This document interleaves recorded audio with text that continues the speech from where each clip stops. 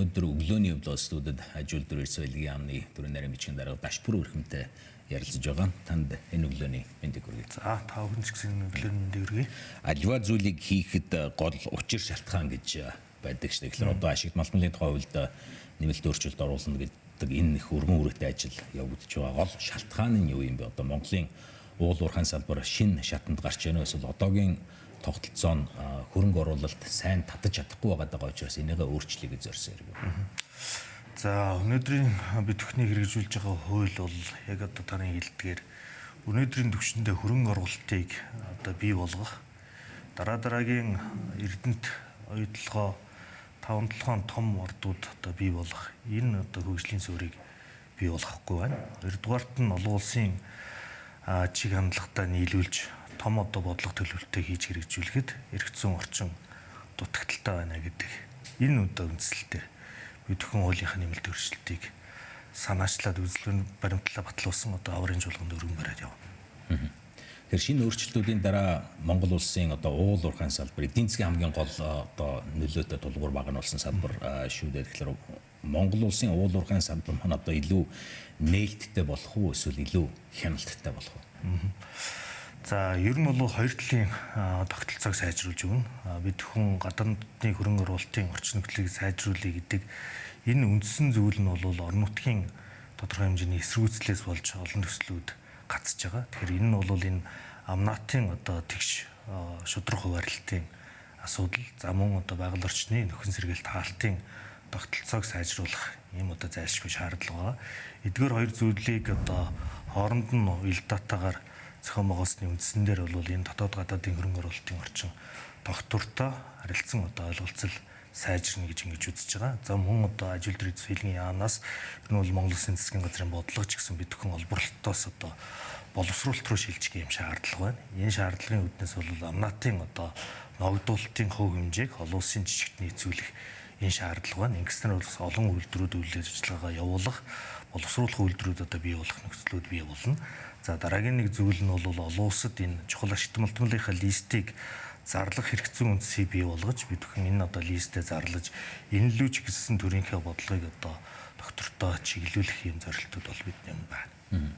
Шинэ хуулийн дагуу хийгдэж байгаа зарим одоо зүйл заалтууд сэтгэлгээний өөрчлөлтийг авчирч чадахгүй. Яагаад гэвэл хуучин ч бол одоо хуучин яхав да яг одоогийн нөхцөл байдлын үгээр төрөөс лиценз олгочдөг. Харин орон нутагт очихлоор хүлээн зөвшөөрөгддөггүй. Үйл ажиллагаагаа эхэлж чаддаггүй сааддаг ийм асуудлууд байгаа гэдэг. Орон нутгийн оролцоо ялангуяа одоо эдийн засгийн үр ашигаас нь хүртэх боломжийг нээж өгснөөрөө энэ сэтгэлгээний өөрчлөлт явагдаж чадах болов эсвэл зүгээр л цаасан дээр өөрчлөлт болох. Тэгэхээр бид бүхэн энэ зүйлийг цогцоор нь харж байгаа. Яагаад одоо шалтгаан нөхцөл нь өөрөө юу юм? Орон нутгийн яагаад эсэргүүцдэг гэдэг нь зөвхөн одоо Монгол улсын асуудал биш. Энэ уулуурхай хөгжсөн Канада, Австрали гэдэг одоо улсууд ч гэсэн орон нутгийн эсэргүүцэл, энэ байгаль орчныг хамгаалах, өөрсдийн аюулгүй найдвартай амьдрах орчин нөхцөлийг хамгаалах нь бол одоо хүний эрхийн асуудал. Энэ дээр бол уулуурхайн төслүүд өөрсдөө одоо зөв зүйтэй ойлгуулж явдаг ийм одоо улсын жишээ байна. За үүнийг дагаж бид бүхэн бол таны дөрөвний хэлдэг энэ амнаатын зөв хуваарлт буюу орон нутагт энэ уулуурхайг ашиглуулж байгаа газрын хэвлэгээ хөндөөлж байгаа бол тэр одоо хүмүүсийн ажилд амьдрах орчин нөхцөл байгалийнхаа одоо нөхцөлд оройтхгүй баг. Энэнийг бол бид бүхэн хаалт нөхөн сэргээлтийн одоо зарчмыг сайжруулж байгаа. Яагаад тэгэхээр тодорхой хэлэх юм бол бид бүхэн хаалттай нөхөн сэргээлтийг 100% одоо хаалт нөхөн сэргээлтийн төлбөрийг байршуулад энэ төлбөрөөсөө тухайн төсөл хэрэгжүүлж байгаа төслийн компани энэ хаалт нөхөн сэргээлтийг хийдэг. Энэ нь бол үе шаттайгаар одоо маш богино хугацаанд техникийн болон биологийнхаа нөхөн сэргээлтийг хийж хэрэгжүүлэх энэ тогтолцоог нь бий болгож байгаа. Дараагийн нэг зүйл нь одоо ялангуяа уулуурхайн төслүүдийг хэрэгжүүлэх компаниуд бол 1-2 төслөөр тогтохгүй одоо олон төслүүдийг бас зэрэг хэрэгжүүлэх ийм тохиолдол дийлэнхтэй салбарын онцлог. Тийм учраас өмнөх төслөө зөв хаасан мөн одоо зэрэгцүүлээд төсөл хэрэгжүүлэх гэж байгаа бол өмнөх хэрэгжүүлж байгаа төслийнхөө хаалт нөхөн сэргээлтийн одоо төлөвлөгөөг төлөвлөгөөний дагуу үйл ажиллагаа явуулж гинөө гэдэг энэ хоёр зүйлийг харгалзан үзэж дараагийн төсөл дээр одоо дэмжлэг үзүүлэх энэ одоо бодлогын ажил хийгдэнэ. За амнаатын төлбөрийг бол 20%-ийг одоо орон нутагт нь хуваарилдаг байх. Энэ одоо зохицуултыг хийнэ гэж сангийн ам маань бас дэмжиж байгаа. Сангийн ам дэмжиж одоо үзэл баримтлал баталсан. Тэгэхээр энэ одоо амнаатын 20%-ийн тухайн одоо ноогдож байгаа төсөл хэрэгжүүлж байгаа сум орон нутгад нь түүнээс одоо 30% нь олгодог байх. Тэ? Энэ зохицуултыг хийж өгнө. Ингэснээрээ тухайн орон нутгийн одоо хүмүүсийн ажиллаж амьдрах тэр дэвтцийг бий болгох, тэ? Төсөл хөтөлбөрүүдийг санхүүжүүлэх энэ боломж нь болно. Тэгэхээр ингээд энэ хоёр үндсэн шалтгаан тодорхой хэмжээнд арилж байна гэсэн. Байгаль орчны хайрлаж байгаа нөхөн сэргээх энэ үйл ажиллагаа нь бол экологи зөрүүл үр нөлөөг багасгах чинь тийм үү? Эдийн засгийн талдаа бол энэ хүмүүсийн ажиллаж амьдрах таатай орчин нөхцөлийг бий болгоно. За гурав дахь зүйл нь төсөл хэрэгжүүлэгч маань өөрөө энэ орон нутгийн одоо иргэдтэй бол зөв боловсгон харьцдаг тийм зөвхөн одоо тусгай зөвшөөрөл авсан л бол бид бүхэн хэрэгжүүлнэ гэдэг зөвхөн үнцгээс хандах биш. Төслөө ойлгуулад ярьж хэлээд ингээд явдаг энэ одоо систем бол илүү их сайжраад ингээд энэ гурван зүйлийн үйл ажиллагаа сайжирсны үр дүнд харилцан ойлголцол бий болж төслүүд маань амжилттай явах боломж нь бүрдэж байгаа.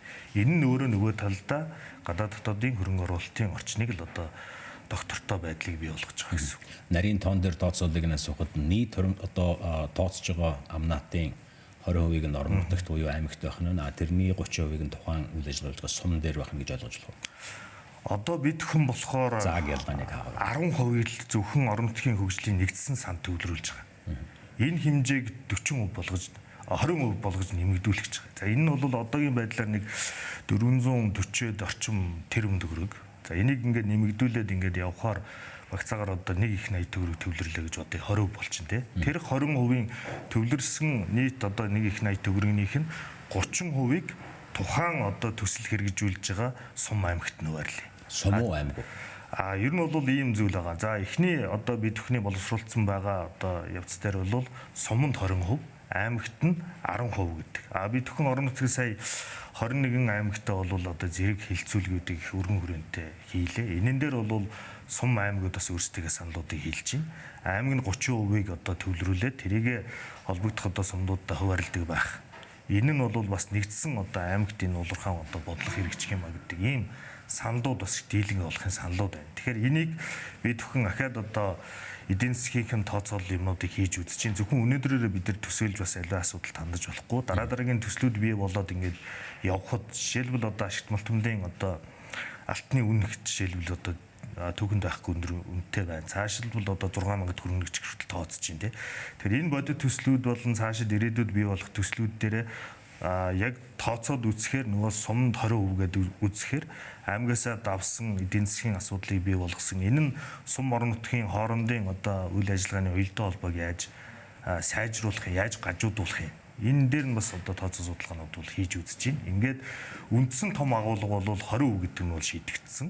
За 1 их 80 төгрөг. Түүний 30% нь орон нутагт гэдэг нь бол үндсэндээ бас шийдэгдсэн. Энийг харин суманд одоо 20%, аймагт нь 10% байх уу? Аль нэг талдаа 30% байгаа тэрийг одоо хуваарлах нь журмаараар шийдэгдэх үү гэдэг асуудлуудыг ярилцаад ингэ явж байна. Лицензийн хувьд бол яг хараа Монголын уулуурхаан нэгэсэнд архаг өвчин гэж ярьдаг шүү дээ. Тэгэхээр энэ удаагийн өөрчлөлт лицензийн зах зээлийг ер нь илүү тод болох уу эсвэл дахиж бас шинэ маргаан үүсгэсэн юм эрсдэл гарч байгаа юм. За орон нутгийн хувьд сайн ойлголцлыг бий болгосноор бол энэ уулуурхайг харьцангуй одоо бас бид хүн орон нутагт хэлцүүлгийг явж байгаа ч гэсэн дэмжиж байна. Байгаль орчин зэрэг нөлөө багтаа байвал болж ин тодорхой төслүүдийг хэрэгжүүлмээр байна. Хариуцлагатай баймаар байна. Магадгүй ер нь бол одоо жишээлбэл алтан дээр хуураа одоо баяжуулах үйлдвэрүүдийг бий болгож тий ашиглалтанд оруулаад явах хэрэгтэй байна гэдэг энэ чиглэл дээр бол иргэд маань бол харьцангуй бас энэ уулуурхаан салбарыг ойлгодог болсон байна. Энэ дээр бид хүн энэ лицензийг бол одоо олон төрөлтөөр олгодог байх. Энэ одоо санаачлагыг бол гаргаж байгаа. Одоо бол зөвхөн сонгон шалгуулалтын аргаар зохион байгуулагдаад явж байгаа. Энэ сонгон шалгуулалтын аргаар зохион байгуулагдаад явж байгаа нь бол улсын төсөвт бас тодорхой хэмжээний орлого төвлөрүүлдэг. Тодорхой төслүүд олгож байгаа лицензүүд маань орд газар болоод явах ийм боломж нөхцөлтэй их сайн одоо арга гаргачлал. Гэхдээ энэ нь одоо тодорхой хэмжээнд судалгаа баг хийгдсэн талбай дээр сонгон шалгуулалт зарлахаар оролцогч байхгүй юм одоо талбайнууд их байгаа.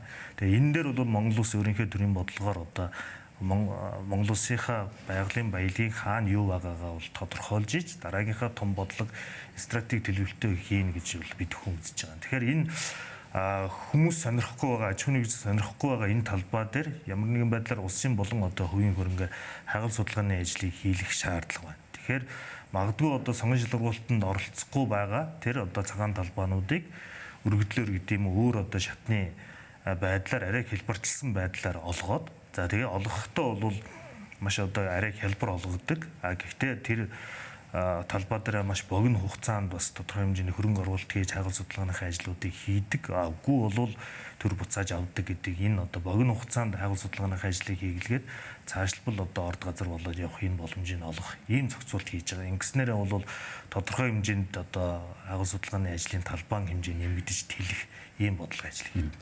Шинэ лицензийн одоо шинэ хуулийн тал дээр бол лицензийн хугацааны зохицуултын талаар та бас дэлгэрэнгүй ярихгүй ямар хуу зохицуулт орсон ба. Яг тэгэхээр яхаарахгүй одоо тоон дүнгээс нь харахаар бол маш их олон тооны тусгай зөвшөөрөл лиценз тараагдсан гаргагдсан байдаг. Тэгсэн мөртлөө гадаадын хөрөнгө оруулалт орж ирэхгүй байна гэж яриад байдаг. Энэ үндсэндээ ямар хуу гавж их нөгөө гутсан дорой авчид ийдсэн маш олон тусгай зөвшөөрлөгээд өөрснөө хөрөнгө оруулалт татах ямар ч чадвар байхгүй ийм хуулийн этгээдүүд бол хүмүүсээр лиценз төвлөрөл үүсээд байдаг. Тэгсэн мөртлөө улс одоо орон нутгийн хувьд ч юм уу их цааш нь хөгжүүлэх гэхлээр тусгай зохицуулалт тусгай зөвшөөрлүүд бол байхгүй. Энэ дээр одоо лиценз эзэмших хугацааны зохицуулт нь яаж шинжлэгдэж байна? Тий, одоо лиценз эзэмших хугацааг бол хайгуулын лицензийг бол нэг 5 жилийн хугацаанд эзэмшээл тэр хугацаанд бол ордуулах хэмжээний хайгуул судалгааны ажлыг бол хийдэг байх гэж ингэж үзэж байгаа. За нэг талдаа бол одоо манай одоогийн байдлаар 2700 гаруй тусгай зөвшөөрөл байна. Үүний 1770 нь ашиглалтын тусгай зөвшөөрөл. За 1000 гаруй нь одоо хайгуулын тусгай зөвшөөрөл болцсон байна. Тэгэхээр олон улстай бол энэ хайгуулын тусгай зөвшөөрөл нь ашигт малтуудынхаа ашиглалтын тусгай зөвшөөрлөөс 5-6 дахин илүү явж иж нөгөө хайгуул судалгааныхын ажлууд илүү сайн явж хаана юу байгаа гэдгийг тодорхойлсны үндсэн дээр дараагийн одоо төрлийн бодлого тодорхойлогч явах хэрэгтэй. Тэгэхээр миний түрүүний анхандаа одоо ярилцлага ихэнд хэлсэн дараагийн Эрдэнэт 5-7 одоо орд газрууд илрэх боломж нь хомс болцсон байна гэдэг бол ашиглалтын лицензийн тоо үндсэндээ 2 дахин илүү болцсон. Хайгуул судалгааны ажил бол зогссон байна гэж энэ үзэхэд бол хэлсдэггүй ийм нөхцөл байдал бий болчиход байгаа. Бид бүхний сонгон шалгуулалтын журманд бас өөрчлөлт оруулахаар ажиллаж байна. За энэ нь бол их тийм одоо ялангуяа яг саяын таны хэлдэг гуцсан дорой одоо дарах биш төсөл хэрэгжүүлэх чадваргүй те одоо цаасны компаниуд гэж нэрлэгддэг. Энэ компаниуд мэргэжлийн одоо ямар нэгэн чиг баримжаа байхгүй, хөрөнгө оруулалтын их үүсвэр байхгүй, тухайлсан салбарыг сонирхож байгаа гэдэг байдлаараа биш те. Нэг лиценз авчих юм бол одоо асуудал нь шийдэгдэнэ гэдэг байдлаараа ингэж явдаг маань өөрөө нөгөө салбарын нэр хүндийг унагадаг, нөгөө лиценз 8.1 гэдэг ийм асуудлуудыг бий болгодог. Тийм учраас энэ тодорхой хэмжээний эрдэсийн хоригдлолтой талбаанууд дээр бид бүхэн сонгон шалгуулалт зарладаг. Энэн дээр хөрөнгө оруулах боломжтой. За дээр нь бол энэ төслөө аваад явж хайгуул судалгааны ажил хийх боломжтой ийм компаниудад одоо сонгон шалгуулалтаар олгоод явдаг. Тэгэхээр энэ нь одоо олгож байгаа үр дүнгууд маань улсын төсөвт бас тодорхой хэмжээний орлого оруулж байна. Эргээд төслийн амжилтыг хэрэгжүүлэх юм боломжууд байгаа.